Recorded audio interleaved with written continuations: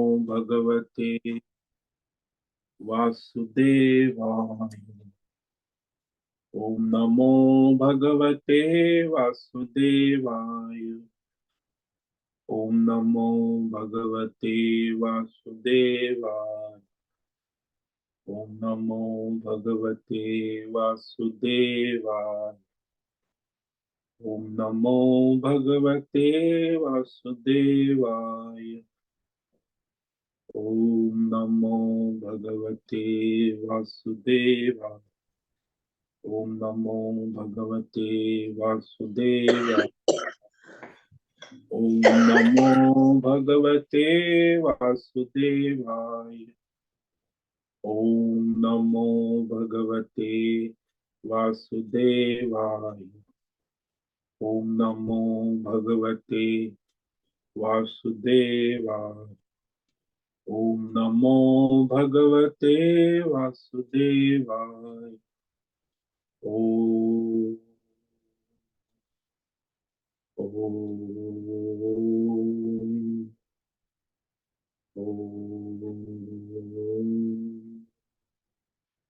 ओम श्री परमात्मने नमो नमः। ओम गंगणपतये नमो नमः। ओम सं सरस्वती नमो नमः। ओम गुरुभ्यो नमो नमः। ओम सहनाववतु सहनौ भुनक्तु सह वीर्यं करवावहै तेजस्विनावधीतमस्तु मा विद्विषावहै। ओम शांति शांति शांति। सदाशिवसमारंभां शंकराचार्यमध्यमाम् अस्मदाचार्यपर्यन्तां वन्दे गुरुपरम्परां। वन्दे गुरुपरम्पराम्। ॐ पार्थाय प्रतिबोधितां भगवता नारायणेन स्वयं व्यासेन ग्रथितां पुराणमुनिना मध्ये महाभारतम् अद्वैतामृतवर्षिणीं भगवतीम् अष्टादशाध्यायिनीम् अम्ब त्वामनुसन्दधामि भगवत् गीते भवद्वेषिणि। गीते भवद्वेषिणि वसुदेवसुतं देवं कंसचाणूरमर्दनं देवकी परमानन्दं कृष्णं वन्दे जगद्गुरुं। कृष्णं वन्दे जगद्गुरुं। नमस्ते परमं ब्रह्म सच्चिदानन्दरूपाय निर्गुणाय नमस्तुभ्यं। ओंकाराय नमो नमः। ओंकाराय नमो नमः। सर्वे दुर्गाणि तरन्तु सर्वे भद्राणि पश्यन्तु सर्वे सद्बुद्धिमाप्नोतु सर्वे सर्वत्र नन्दतु सर्वे सर्वत्र नन्दतु। ओम तत्सत। ओम ओम ओम। आप सभी ऑनलाइन जूम नेटवर्क पर भी उपस्थित भगवद गीता श्रवण साधकों को आज प्रातः का अभिवादन अभिनंदन अभिवंदन। हरि ओम हरि ओम हरि ओम। हम सबको आज का यह दिव्य दिन तन मन धन जन देश काल विषय वस्तु परिस्थिति अवस्था अध्यात्म भौतिक दैविक क्षेत्र सभी को अपने अपने पूर्व में अनंत जन्मों में किए हुए संचित पाप पुण्य धर्म अधर्म कर्म के पके हुए फल स्वरूप वर्तमान में अपने अपने प्रारब्ध अनुसार परमेश्वरी योग माया के माध्यम से प्रसाद स्वरूप में प्राप्त हुआ है।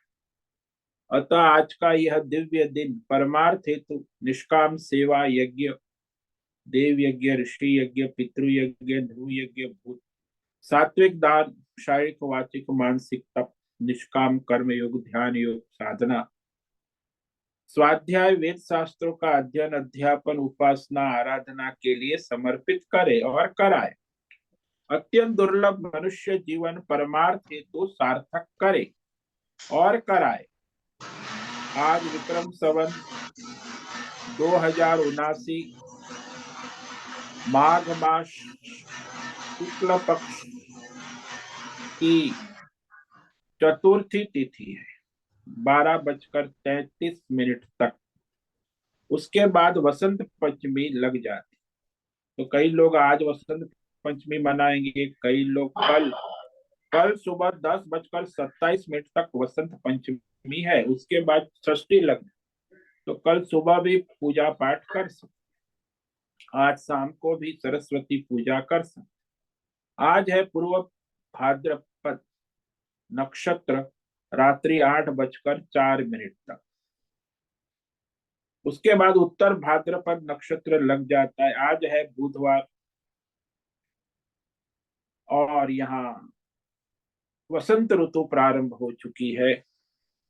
रात्रि का न्यूनतम तापमान 9 डिग्री और दिन का अधिकतम तापमान 21 डिग्री रहा। वायु की गति 5-10 किलोमीटर प्रति घंटा चल रही। और यहाँ ईस्वी सन 2023, 25 जनवरी 2023 सुबह के 7 बजने वाले। और कलयुग का ये जो प्रथम चरण 5247वां वर्ष, 7वां वैशतमन श्वेत वराह कल ब्रह्मा जी का 26वां दिन और 51वां वर्ष अभी अभी चल रहा है।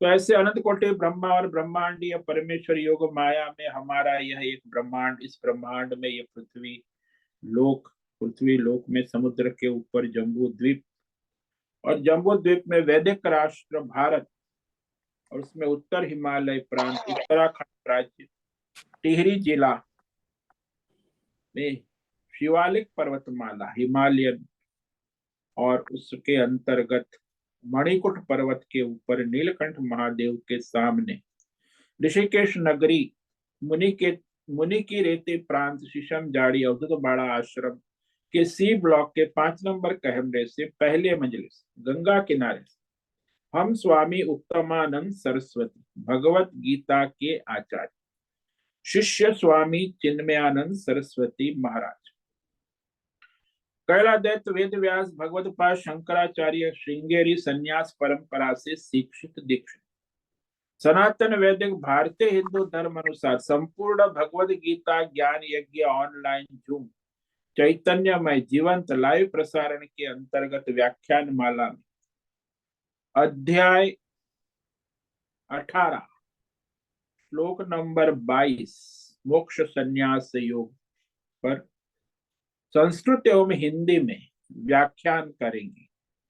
दिव्य पवित्र सरल व्यावहारिक सटीक पूर्ण वर्ण अक्षर पद वाक्य पंक्ति श्लोक अध्यायों की संगति संधि अन्वय शब्दार्थ वाक्यार्थ भावार्थ रहस्यार्थ के यथार्थ तात्पर्य सहित वैदिक शास्त्र वेद व्यास साहित्य शंकर भाष्य एवं परंपरागत अष्ट सन्यासी आचार्यों की टीका टिप्पणी सहित आज का यह व्याख्यान करेंगे।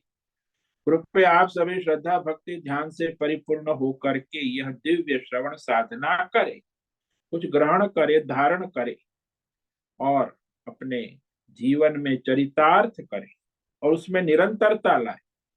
अपनी अपनी आध्यात्मिक भौतिक दैवी अशांति द्वंद्व मोह विक्षेपों से रहित होकर, अधार्मिक और शास्त्रीय भ्रम भ्रांतियों से रहित होकर के शरीर इंद्रिय प्राण मन वचन कर्म से एक रूप एकाग्र होकर शुद्ध सात्विक सूक्ष्म वेद शास्त्र अनुसार भगवत विवेक बुद्धि करे। पुनः पुनः इस व्याख्यान का श्रवण करे, मनन करे, चिंतन करे, चर्चा विचारणा करे, प्रचार प्रसार करे, शेयर करे, लिंक में भेजे और ग्रुप में शेयर करे। इस प्रकार अपना और सबका परम कल्याण करे और कराए। ओम तत्सत। ओम ओम ओम। तो कल इस अध्याय के 18वें अध्याय के मोक्ष संन्यास योग में श्लोक नंबर 22 पर हम व्याख्यान कर रहे थे, जिसमें भगवान तामसी ज्ञान के 4 लक्षण कहते, और 4 लक्षण जो है वो तामसी ज्ञान में निहित होते हैं, बड़ा सूक्ष्म विवेक कराते हैं। और ये जो है वो भी उसके अनंत जन्मों के संस्कार संचित कर्मों से मनुष्य तामसिक ज्ञान में बंधन में आता है। तो ये बंधन का कारण। और वे लोग कोई शास्त्र वेद परंपरा को नहीं मानते। एक व्यक्ति, शरीर और संसार, तो उसी को महत्व देते हैं, और किसी शास्त्र या अध्यात्म दैव परमार्थ किसी को नहीं मानते। तो वही भगवान कह रहे हैं, यतो कृष्णवदे कस्मिन् कार्ये सक्तम हेतुकम् अतत्वार्थद्वल्पं च तत्तामसमुदारुतम्। तो जो तामसी ज्ञान है उसमें वह ज्ञान ऐसा है जो एक ही एकस्मिन कार्य, एक ही कार्य में कृष्णवत परिपूर्ण रूप से, संपूर्ण रूप से आसक्त है। कार्य कहा भगवान ने, भाई कार्य चाहे शरीर है, चाहे कोई कार्य है, कोई भिन्न भिन्न संसार में जो भी कार्य करता है, कोई किसान है, कोई जुआरी, कोई लुहार है, कोई सुथार है, तो एक कार्य रूप शरीर में और इंद्रियों में, संसार के एक विषय में आसक्त कहा है। और फिर कहा ये जो सारा अहेतुकम, बिना युक्ति वाला, बस मैं करता हूं, हेतु रहित। अहेतुकम का मतलब है केवल शरीर भोग हेतु, इंद्रिय और शरीर भोग के लिए ही जो है वो ज्ञान, स्वमहत्व वाला, अहेतुक, स्वार्थी जिसको कहते। अतत्वार्थम, जिसमें कोई शास्त्र परंपरा वेद कोई तात्विक अर्थ नहीं है, शास्त्रीय यथार्थ रहित, व्यक्तिगत काल्पनिक। और भगवान ने कहा अल्प, मर्यादित, तुच्छ। एक व्यक्ति की बुद्धि की सीमा कितनी है? अल्पम, तुच्छ, सीमित, थोड़ा सा। एक फैकल्टी का ज्ञान होता है ना मनुष्य को, आजकल तो फैकल्टी वस्तु लक्षी जो होता है, जड़ पदार्थ जड़ विषयों लक्षी, या तो फिर मूर्ति, एक मूर्ति में आसक्त है। तो इस तरह वह अल्प तुच्छ तामस ज्ञान कहा गया है।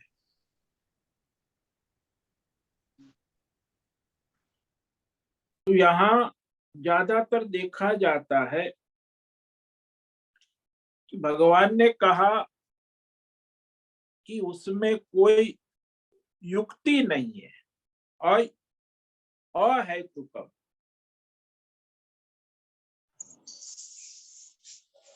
युक्तियों से विरुद्ध है। जो उनकी मान्यता है वो वेद शास्त्र परंपरा से विरुद्ध है। जैसा प्रत्येक शरीर से शरीर में कितने परिवर्तन दिखते हैं, तो बाल्य अवस्था, युवा अवस्था, किसको कहेंगे आप अपनी आत्मा? शरीर बाल्य अवस्था के शरीर का फोटो आपकी आत्मा है, युवा अवस्था या वृद्धा प्रौढ़ावस्था? तो शरीर भिन्न भिन्न अवस्था में परिवर्तित होता है। इसीलिए शरीर को आत्मा मानना अयौक्तिक है, यानी युक्ति रहित है, अवैदिक है, अशास्त्रीय है, अधार्मिक है। इसी प्रकार परमेश्वर के शरीर में ईश्वरीय देवी देवताओं का वर्णन भी शास्त्र, तो उसमें भी वो मानते हैं कि परमेश्वर जो है वह एक मूर्ति में है, और वो मूर्ति चतुर्मुखी है, पंचमुखी है, दो मुखी है, एक मुखी है। परमेश्वर का वर्णन भिन्न भिन्न रूप से मूर्ति में कर, और वो भी बिना किसी युक्ति के। ऐसा मानते हैं तामसी लोग कि जैसे ये भौतिक शरीर में आसक्ति है, तो उससे फिर शरीर को ही परमात्मा मानते हैं। उसी प्रकार फिर वह मूर्ति जो है, देवताओं की मूर्ति और उसके मंदिर बड़े बड़े और प्रतिमा में, हमारे देश में तो लाखों मंदिर बन रहे, नए नए बन रहे, देव मूर्ति प्रतिमा के दर्शन होते हैं, और दर्शन में भी लाखों की भीड़ होती है, लाइन लगती है 2-2 दिन तक। तो भाई वो प्रतिमा देव मूर्ति में किसी नाम रूप में देवी देवताओं में उनकी आसक्ति होती है, अत्यंत आसक्ति। और वो मूर्ति है, वो मंदिर है, वो देवी देवता का, तो उसी को परम आत्मा मानते हैं। नहीं, इसका कारण और कुछ नहीं, उसका कारण वो अपनी जो शरीर की आसक्ति है उसी का प्रतिबिंबन करते हैं सामने मूर्ति में कि वो भी आत्मा है और वही मेरा शरीर भी जड़ है, वही आत्मा है। तो कृष्णवत कहा ना, उसमें परिपूर्णता मानते, मूर्ति परिपूर्ण है और मेरा शरीर देह वो भी परिपूर्ण है। सारे विषय को ग्रहण करने वाला जो ये संसार है, विषय है,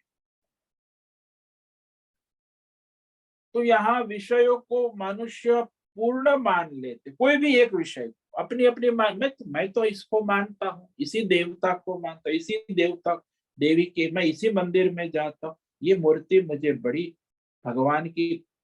तो इस तरह वो एक ही मूर्ति में या एक ही कार्य को मानते हैं कहते,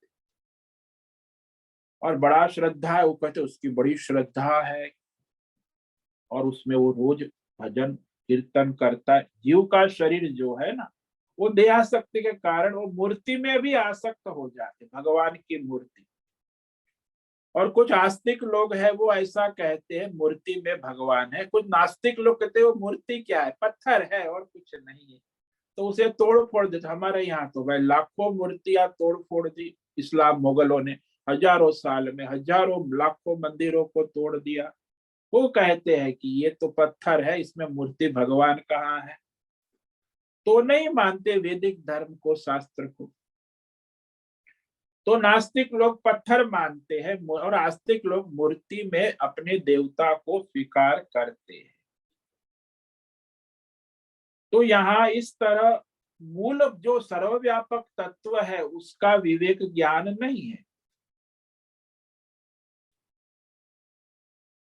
तो ये मनुष्य कभी पूर्ण नहीं होता, उसका शरीर पूर्ण नहीं है, उसका संसार पूर्ण, जो अपूर्ण विषय है उसको आप पूर्ण मान लोगे और उसका ज्ञान अपूर्ण ही होगा।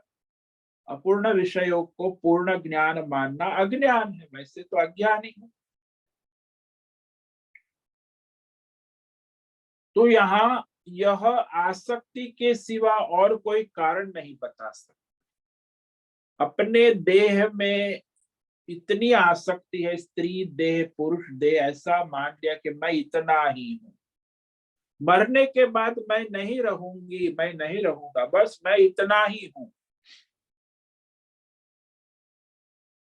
तो जो वास्तविक शरीर का तत्व क्या है, सूक्ष्म शरीर क्या है, कारण शरीर क्या है, तो एक ही वस्तु ऐसी है, जो वस्तु जैसी होती है, जो विषय वस्तु अध्यात्म भौतिक दैव जैसी होती है वैसी जानना,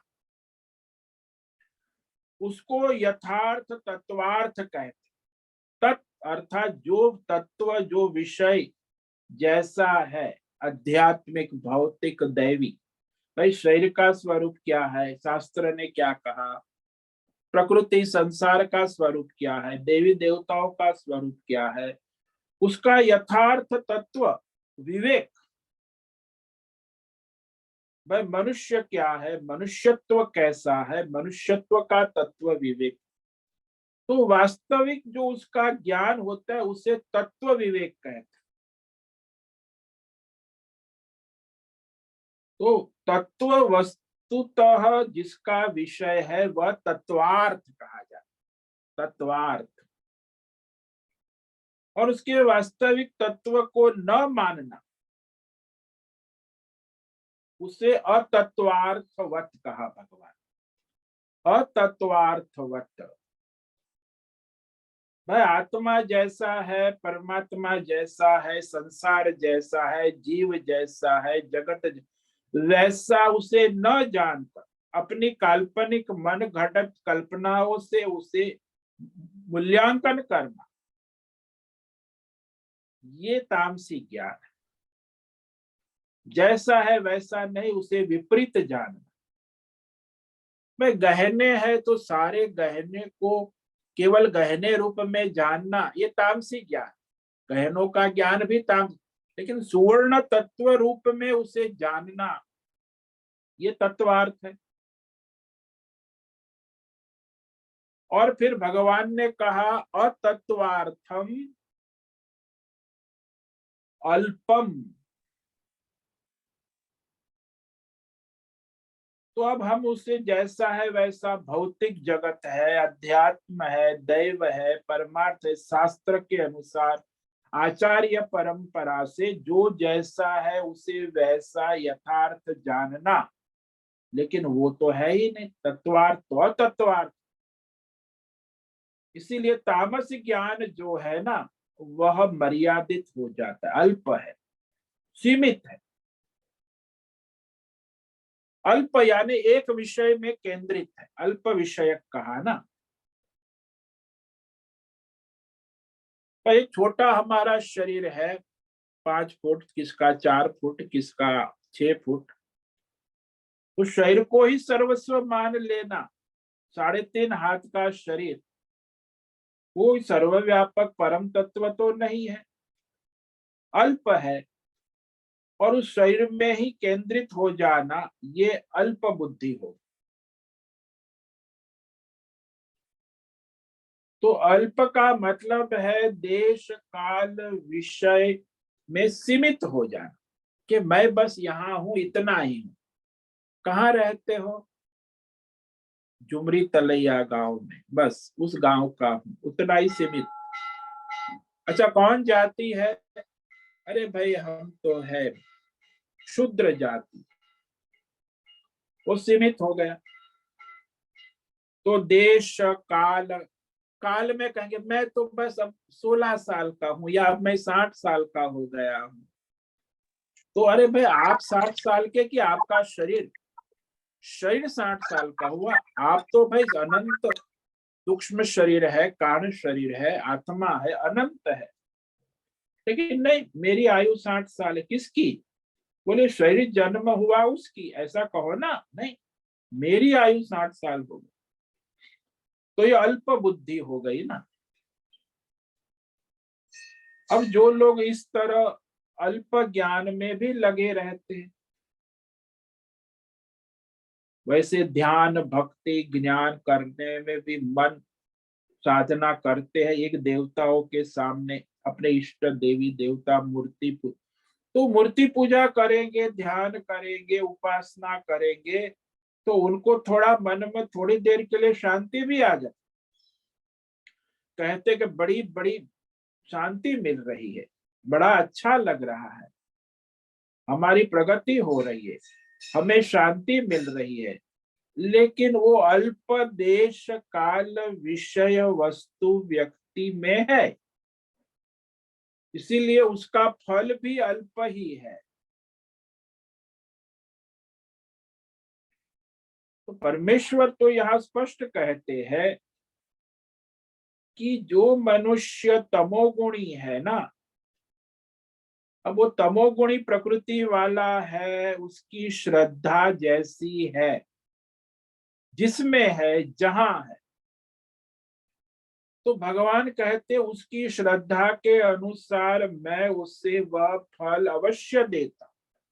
तो तमोगुणी को भी अपनी श्रद्धा के अनुसार उपासना का फल देते हैं, क्योंकि उसकी वो तमोगुणी प्रकृति की श्रद्धा जिसमें है, जिस जिस विषय में, जहां जहां जैसी जैसी श्रद्धा है, उसी अनुसार भगवान उसे फल भी दे देते।